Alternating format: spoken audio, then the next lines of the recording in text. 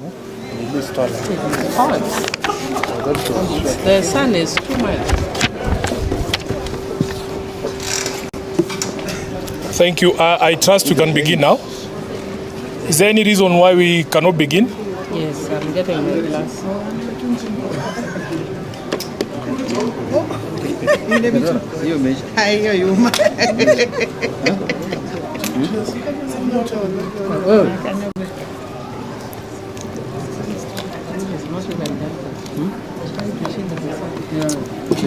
Thank you. I think we need to begin so that I can see members complaining about the strength of the sun. So, as usual, I begin by thanking you, members of the press, for always honoring our invitations to cover our deliberations and meetings. So this is a statement of the ODM Central Committee meeting of 11 September 2024. We have had a meeting of the party Central Committee this afternoon, chaired by party leader His Excellency Raila Odinga, to deliberate on internal party affairs and also matters affecting the people and the nation of Kenya at large. These regular meetings allow us to review the current state of affairs as a party founded on values of democracy, multi-party democracy, and participation of the people. As a mass movement, we continue to conduct our affairs with openness and will always brief the public on the deliberations and resolutions of these meetings.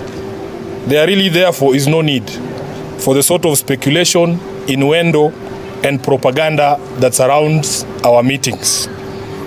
Having said that, these are the resolutions of this committee meeting following the meeting we've had.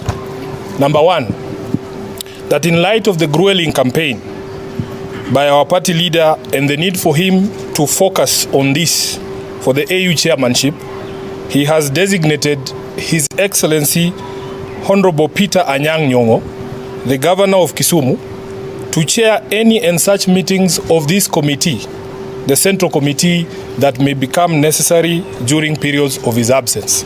For those of you not familiar with the constitution of ODM, the Central Committee is the only organ of the party that is chaired by the party leader, and that therefore, for him to concentrate on his campaigns as the chairperson for the chairpersonship of the AUC, he has designated the Governor of Kisumu, His Excellency Peter Anyang' Nyong'o, to chair the meetings of this committee whenever he will not be able to attend. Number two, that the state of affairs in Kakamega County Assembly has now become unacceptable. The party has, via official communication, designated Honorable Geoffrey Ondiro as the majority leader. This directive has, however, been repeatedly frustrated by individuals led by the county governor, the speaker, and the former leader of majority, Honorable Maina. The committee has therefore resolved to summon the three to appear before it at a date to be communicated. In the meantime, however, the party insists that forthwith the speaker must implement the directives, and further that all purported changes to committee membership and leadership be and are hereby revoked. Number three, that the party has also received complaints of wrangling within its ranks in Kilifi County, and the committee has resolved that the two deputy party leaders, His Excellency Honorable Simba Arati, the Governor of Kisii, and Honorable Ososi, the Senator for Vihiga, as deputy party leaders, to hold an urgent meeting with all stakeholders in Kilifi to resolve this matter. They shall be joined by the National Organizing Secretary, who is here, the Honorable Abdisalan. Number four, that all party members must continue to remain disciplined and avoid actions and words that undermine the party and its organs. Members are reminded that all sanctioned party meetings must and shall be organized and communicated through the National Secretariat. Invitations to any meetings of any organs of the party not originating from the National Secretariat should henceforth be ignored. Lastly, that the National Elections Coordinating Committee be and is hereby directed to prepare to hold the postponed grassroots elections in the month of November this year. This committee has further proposed that the Honorable Hamida Kibwana, nominated senator, replaces the Honorable Beatrice School in that committee, the National Elections Coordinating Committee, following the appointment of Honorable Askul as a cabinet secretary. That is the end of the statement. Yes, I'm being reminded here, the resolution of the matter of the leadership of the party in Migori, the committee is proposing that Honorable Walter Owino will be acting as the chairperson for Migori, following the demise of the former chairman, the Honorable Makabongo. Sorry, I had omitted that in the written statement, Honorable Junet, but thank you for reminding me. So we will take any questions that are related to what we have just read now. Kindly. Yes. Question, by designating Peter Nyong'o as the person to chair the meetings in absence of Raila, is this in any way an indication that he's going to take up the role of an interim party leader? That is not what we have said. We have said that ODM has many organs. All the other organs, by the way, the meetings are chaired by the national chairperson, from the National Delegates Convention to the National Governing Council. If you look at the constitution of ODM, the only organ that is chaired not by the national chairperson but by the party leader is the Central Committee. Now, knowing how grueling the campaign is going to be, in fact, the Honorable Raila Odinga has had to step out. He's going to catch a flight today, and we wish them all the best wishes. We want to allow him time to be able to do those campaigns. So we don't want there to be a point where a meeting becomes necessary and then we don't have a chair, because our constitution does not allow any other person other than a person designated by the party leader to chair the Central Committee meetings. That is why he has designated the Honorable Peter Nyong'o to do that job if a meeting is necessary when he's not there. But when he's around, he will continue to chair those meetings. Yes, Leto. A quick one. Does it mean the party leader only performs that function? Or what happens to other functions that are performed by the party leader? He continues to perform, but we need to also take cognizance of the fact that there might be required a need for this committee to meet, and we will need a chairperson for that meeting. And since the constitution does not allow the SG or the chairman or any other person other than a person being the party leader or his appointee to chair that meeting, that is why that step has been taken. I know you are not happy because you are peddling your own stories in media this morning. No, they thought it is me. Yeah, or they were disappointed that it is not Junet. Can we take another question, the last question? Let's allow other people to also ask questions, Leto. Yes, I can't hear you. Yes. For how long is Governor Nyong'o going to serve? For the duration of the campaigns of the AUC, so between now and February. In February, yeah. 20th. Thank you. God bless you. God bless Kenya. So you will tell me.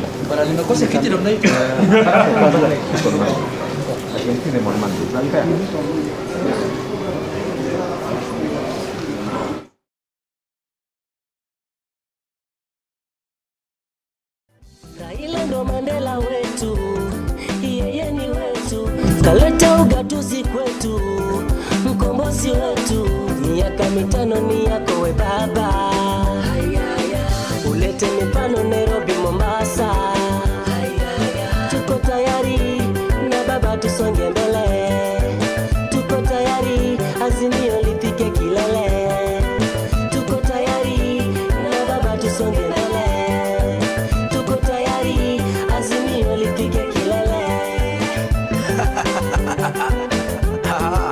Hili ndilo jeshi la baba Raila Amolo Odinga, na tukiwa na mama Charity Ngilu, Martha Karua, Peter Kenneth.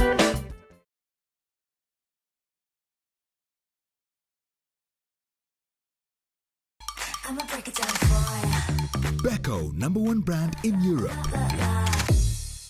Hiyo ndo secret yangu to a moisturized and bright skin. Try nice and lovely lemon lotion today.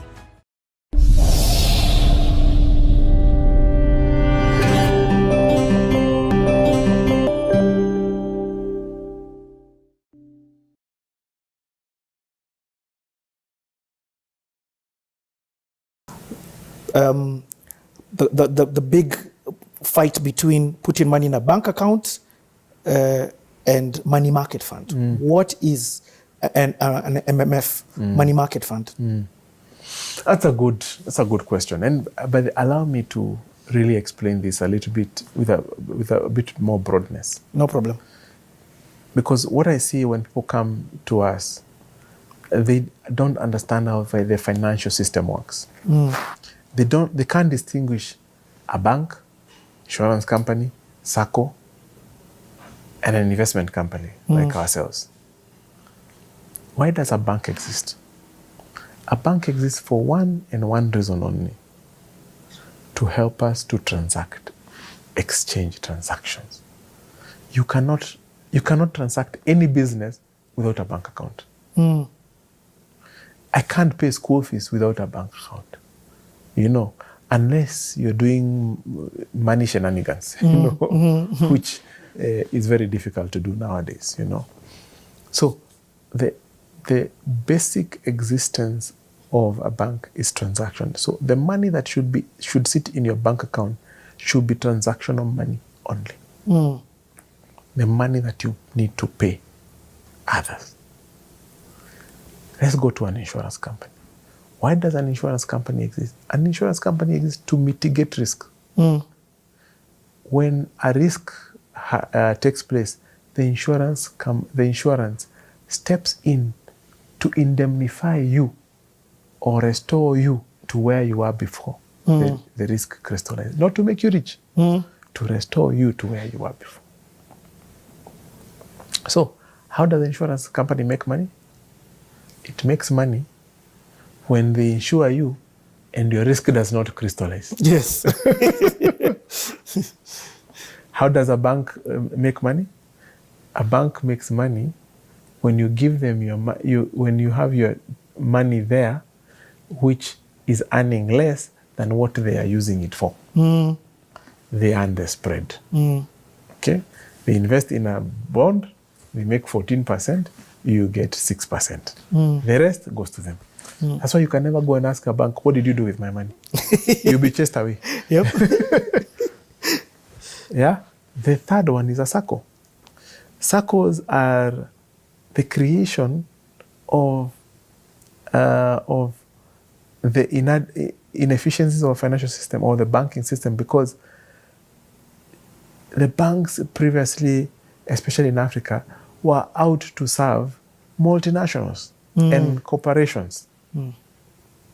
So individuals like ourselves never felt welcomed in a bank, in banking halls, unless you are a great man, So it is the equity banks and especially Equity Bank that have changed the narrative of banking. Yeah, and other countries are also going through the same thing. So if you needed money to do anything, to borrow, it was very difficult to borrow from the banks. Banks were just giving money to government and very secure institutions. And high net worth individuals. Very high net worth individuals. So SACCOs were formed so that they can become a place where you can have communal lending. We can de-risk each other. I know Richard. So when Richard is borrowing, I go and guarantee him. If Richard doesn't pay, I will pay. Or three of us, we guarantee you. If Richard doesn't pay, we will pay. So we de-risk you. And therefore, you borrow from our money also. So it's like a merry-go-round, kind of. That is happening there. So if you're in a SACCO and you're not borrowing, then you are not benefiting from it. SACCOs are not meant to be investment vehicles. Even the regulations are not for investing. I know I am messing with very many people when I say this. The regulations for SACCOs are not out to protect investors. They're to protect members who have this thinking, Then come to investment companies, like the ones, especially the ones which are regulated by Capital Markets Authority. Yeah. Then this is where if you want to invest money, that's where you put money, because the regulations are specifically to protect investors. Specifically to protect investors. Now, let's come back to your question. Money market and versus a bank account. I get you. Yeah, I even feel like I can answer it. Teacher me. So, a bank account is a place where you put money for transacting. Yes. A money market is a place where you park money for investment to grow it. You park money for investing as you come up with a long-term plan on how to invest it. So there.